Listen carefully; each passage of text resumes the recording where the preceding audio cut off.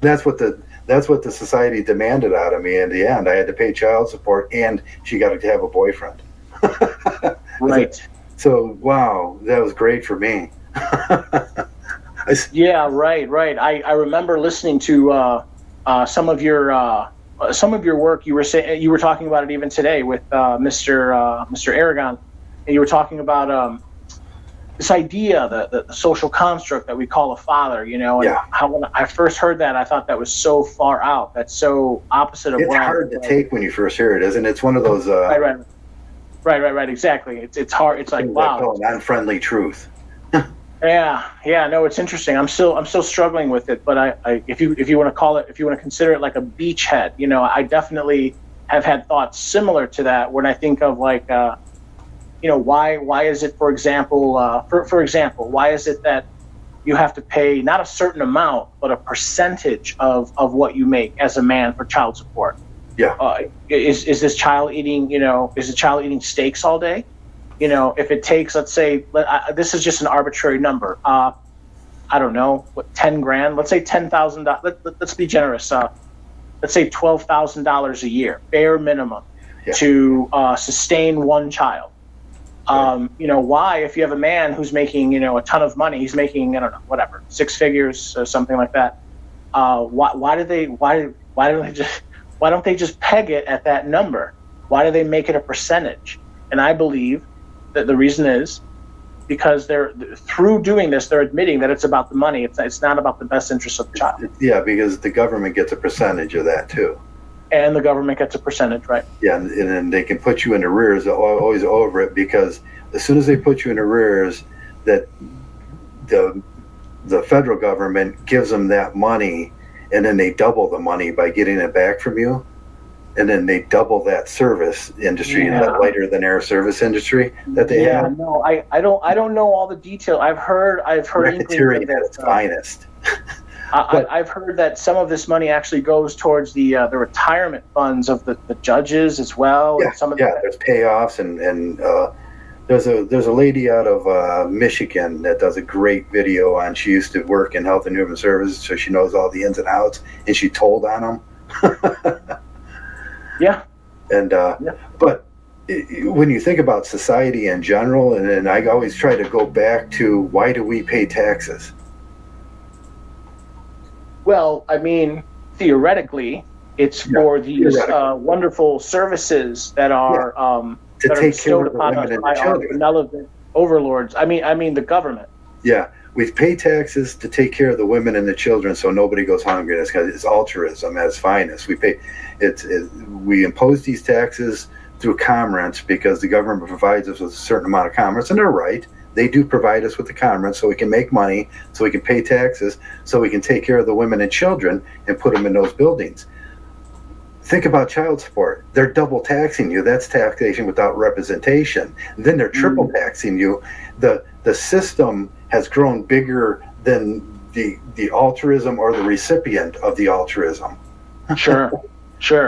The system is scary. what's costing you now. It's scary how the servant can become the master. Our government is supposed to serve us, but now increasingly they just seek to grow and grow and grow. It's growing, and they look at it like, every time I hear when I hear a presidential candidate speaking about how do we get revenue, I'm thinking they think of it as revenue. Taxes. Yeah. It's theft. It's just wealth transfer via facilitated by the government. All of it backed by, a sheriff's deputy with a gun, all backed by maybe not violence, but the threat of violence. And violence. The definition of coercion. Yeah. And they do this for the lighter than air jobs that they all afford. They do that so they don't have to do the physical labor that the slave, the 30% of us, has to do. Right. And that really is what it is. Than we had before, say, the Civil War. No, we don't. We have the same society as we had. It's just now that they're so good at hiding their intentions. That reminds me, there's a gentleman I listen to. His name is Donovan Warland. I recommend anyone check him out. He was talking about this subject, and he was talking about how he considers it like he was talking about a syndicalism. Syndicate. It's racketeering. Yeah. Well, yeah, that's what they engage in, right? But he talks about how, and there's a hierarchy he claims within the government. So it's like he talks about all these like these alphabet agencies, and how they'll even unionize. They're Right. So it's a definition of a syndicate is a unionized labor. But he talks about how all they really do is they're looking out for their own interests, and they all work right. And they all work in lockstep, and there's a clear hierarchy. He says, I don't know if he's 100% right, but I think he's got the general idea pretty down. He says, like, let's say starting at the bottom, it would be like the fire department. Right above them would be the police department. Above them would be real powerful syndicates like the children, those women, the teachers. The teachers unions, and then above that would be, now you start entering like the federal level, like so now the USPS, the mailmen, they're a federal union, and then whatever after that, whatever order you want to give it, the FBI, the ATF, DEA, all these alphabet agencies, and they all work to do the same thing. They all constantly work to keep themselves in power. They work a third less than we do on average, but they get paid a third more on average than the average worker, and they just seek to perpetuate this system. So he said. Perpetuate the grants are giving, the government gives grants to the government certified people to do these jobs that aren't real jobs that never get done, and then the money just kind of flows to it. And, all of it. They cover lighter than air jobs that they're making up. The city managers and the county managers and everything. Them are all bullshit jobs. They come at you. It's full spectrum.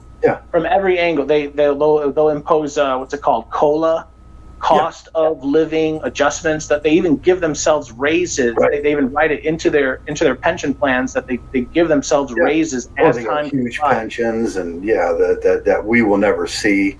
That will generally affect your pension as a working person. They're always figuring out how to rob the working people's pensions. Sure. They do it. What is a really great? Ted Newsom.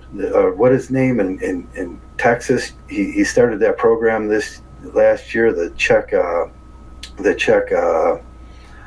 human trafficking and Abbott. Between